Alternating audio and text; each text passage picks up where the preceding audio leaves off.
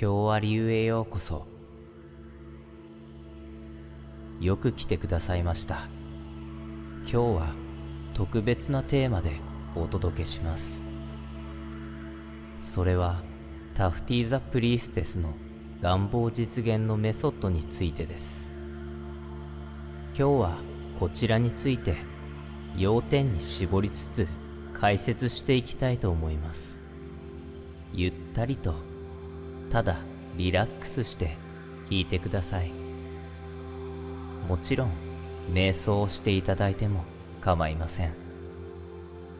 ただ聞き流していただければ大丈夫です。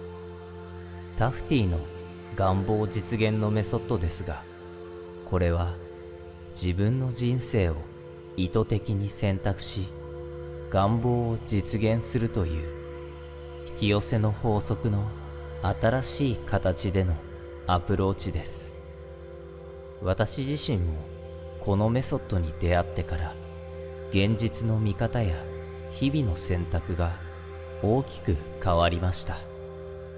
もし皆さんがもっと自由に思い描いた人生を歩みたいと感じているなら、ぜひこの時間を一緒に過ごしていただければと思います。わかりやすく実践的な内容をお伝えしますので、どうぞリラックスしてこのまま聞いてください。本書はロシアの作家で元量子物理学者のバジムゼランツォさんが書かれました。量子物理学のエッセンスを盛り込み本書を書かれており、引き寄せの法則を超える新たな視点を提供してくれています。まずタフティとは何か簡単にご説明します。タフティは3000年前のエジプトの巫女という設定のキャラクターで、私たちに現実を自分で作る方法を教えてくれます。一見神秘的に感じるかもしれませんが、実は量子力学の考え方に基づいた非常に論理的なメソッドです。それでは早速本題に入っていきましょう。タフティのメソッドの核心は、現実とは映画のスクリーンのようなものという考え方です。少し想像してみてください。あなたが映画館に座っていて、スクリーンに様々なストーリーが映し出されている。恋愛、仕事、日常の出来事、これらが現実のシーンです。タフティはこのように伝えてくれます。あなたはただの観客ではなく、この映画を作る監督であると。普段の生活ではつい現実が勝手に起こっていると感じがちですよね。私もそうでした。しかしタフティによると、私たちは無意識に流れてくる出来事に反応している状態、つまり眠っている状態にあるのです。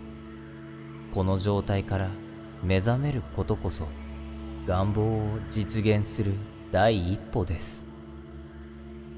ここで重要な概念が2つのスクリーンです。タフティは現実を2つの層で捉えます。外側のスクリーン、これが皆さんが日々見ている現実です。職場での出来事、人間関係、お金の状況など目に見える世界ですね。内側のスクリーン、こちらは皆さんの意識や意図が映し出される場所です。内側で何をイメージし、何にフォーカスするかで外側の現実が変わる。これがタフティの基本的な仕組みです。例えば朝、今日も忙しくて大変だと思うと、内側のスクリーンに大変な一日が映ります。それが外側の現実となって実際に忙しい一日がやってくる。逆に今日良いことが起こると意識的に意図すれば、驚くような出来事が訪れることがあります。これは私たちが何度も経験してきたことでもあります。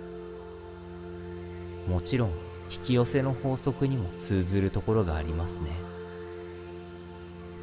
もう一つ、この中で重要なのが気づきの中心点です。タフティは現実を変えるには、まず自分の意識がどこにあるかに気づくことと説きます。例えばスマートフォンを見ながらぼんやりしているとき、意識は散漫です。しかし意識を今この瞬間に集中させると、まるで映画の監督席に座ったように現実をコントロールする力が強まります。これがタフティのメソッドの鍵となります。気づきの中心点に入る大まかな方法としては、自身の外部スクリーンと内部スクリーンに同時に意識をフォーカスすることです。今体で感じている感覚に意識を向け、同時に頭の中で何を考えているか内側にもフォーカスし続けます。片方だけに意識を集中してはいけません。同時に両方に意識を集中してください。少し抽象的に聞こえるかもしれませんが、慣れると非常にシンプルで日常に取り入れやすい考え方です。次にこの基本を踏まえて、具体的にどうやって願望を実現するかお話ししていきます。タフティの願望実現メソッドは大きく3つのステップで構成されています。シンプルですが非常に効果的です。順番にお話ししていきます。最初のステップは、自分が現実の作り手であると気づくことです。先ほどの映画の例を思い出してください。あなたは観客ではなく監督です。先ほど話した気づきの中心点に入ることで、今現在のあなたが特に望んでいない結果に向かって動いている現在の脚本から解放されます。また気づきの中心点に入っている人は、周りの人たちと違う輝きを放っています。なぜだか以前よりも周りの人から良い意味で注目される人となります。2つ目のステップは、タフティにおける最大の特徴ともいえる概念、糸の三つ編みです。皆さんの後頭部から背中のあたりにかけて三つ編みが下がっています。この三つ編みは物理的なものではなくエネルギーの概念です。普段この三つ編みは先端がフックのようになっており、現在の脚本に従って結びつけられ、皆さんは操られている状態にあります。先ほど話した気づきの中心点に入る際に、この三つ編みは脚本からの呪縛から解き放たれ、あなたの意志で操ることができるようになります。この三つ編みが活性化している状態、その状態では三つ編みは斜め上に持ち上げられます。そして持ち上がった三つ編みの先端には光が集まっており、その部分であなたの望む現実を想像していきます。ですが、この際のポイントとして、あなたが願望を実現する際の過程を想像してはいけません。あくまでその願望を達成した結果の瞬間のみをイメージしてください。これは引き寄せの法則における199式アファメーションのなぜだかわからないけれどのフレーズに通ずるところもありますね。そこで三つ編みを持ち上げる方法ですが、三つ編みが持ち上がるイメージをするだけで大丈夫です。ですが、この感覚はつかみにくいものですので、呼吸に合わせて三つ編みが持ち上がるイメージと紐づけると体感しやすいと言われています。この三つ編みを動かすことを三つ編みの活性化と称しています。息を吸うたびに三つ編みは下がり、息を吐くたびに三つ編みが持ち上がるとイメージしましょう。慣れてくると実際に背中のあたりに三つ編みの感覚を実際の感覚として感じることができるようになります。ですが個人差もありますので、特に感じることができなくてもそれは大丈夫です。引き寄せの法則にも言えることですが、あなたに合ったしっくりくる方法で三つ編みを感じてください。三つ目のステップですが、行動と観察です。タフティは願うだけではなく、現実を動かす小さな一歩を踏み出すことを説いています。三つ編みを起動し、小さな目標を立て、その目標にたどり着いた時にその瞬間を観測する。これを意識マーカーと呼びます。何か小さな出来事でも自身で脚本を選び取り、その未来にたどり着けた瞬間に達成したことを意識する。これを繰り返していくことで、より大きな願望を叶えることができます。これも引き寄せの法則に通ずるところがあり、一度引き寄せを成功させ、それを実感できた人には、引き寄せ体質になっていくという特性に非常に似ています。この3つのステップはとてもシンプルですが、続けることで現実が確実に変わります。大切なのは気負わず楽しみながら取り組むことです。次によくある疑問点に答えながら、さらに理解を深めていきましょう。ここで皆さんが抱きそうな疑問にお答えします。タフティのメソッドは少し独特なので、初めての方は特にいろいろな質問が浮かぶと思います。いくつか代表的なものを取り上げ、丁寧にお話しします。まず、引き寄せの法則との違いはということです。引き寄せの法則は願望をイメージして引き寄せるというアプローチですが、タフティはもっと主体的です。現実を自分で選び取りデザインするという意識を強く持つ点が特徴です。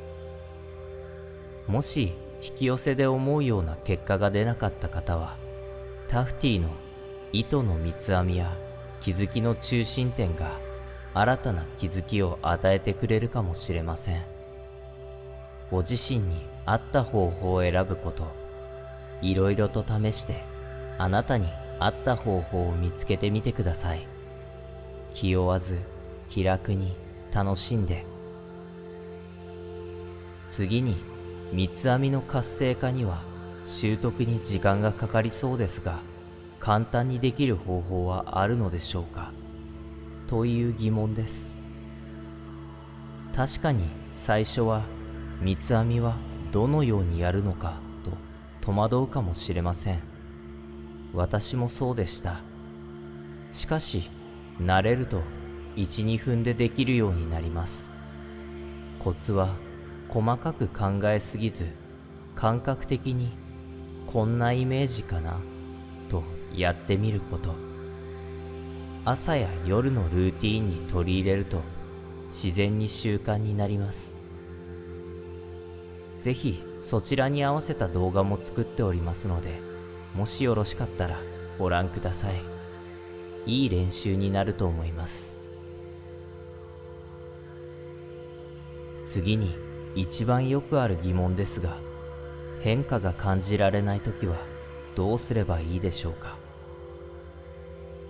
タフティのメソッドはすぐに大きな変化を感じる方もいれば、徐々に変化が現れる方もいます。ポイントは小さなサインに目を向けること。例えば、いつもより気分が軽い、偶然いい情報に出会ったといった小さな変化を意識してください。それが大きな変化への第一歩です。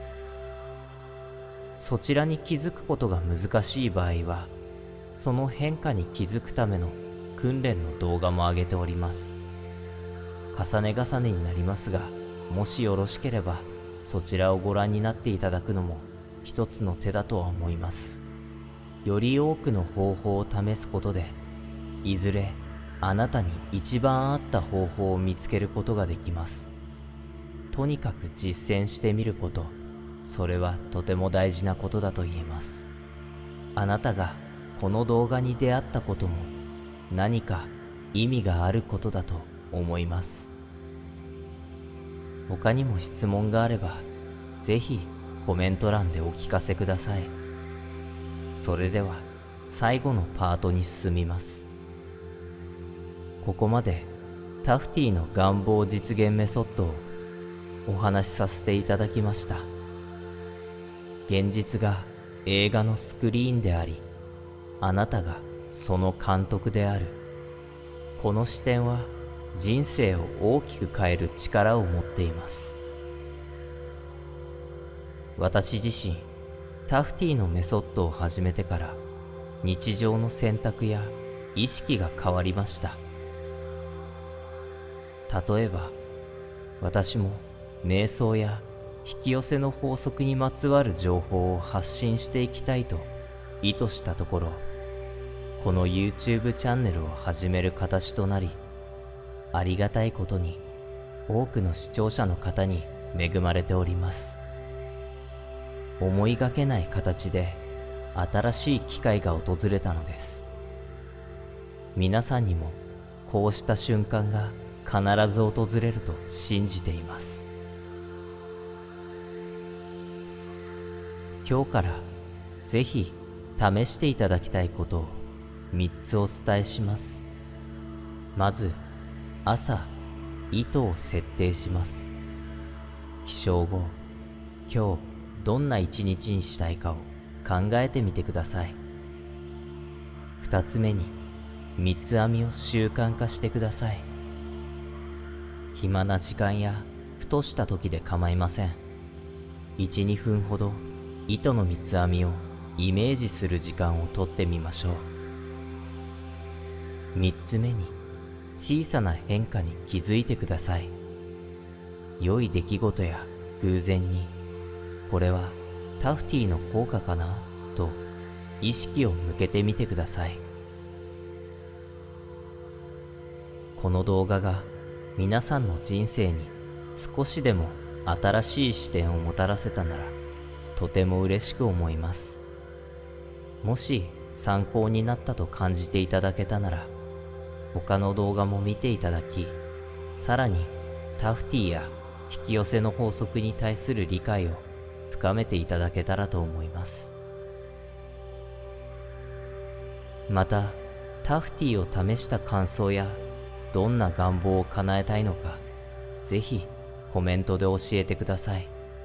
皆さんの声を楽しみにしています。それでは今日からあなたも現実の監督として素晴らしいストーリーを作っていってください。最後までご覧いただきありがとうございました。またここでお会いできることを楽しみにしています。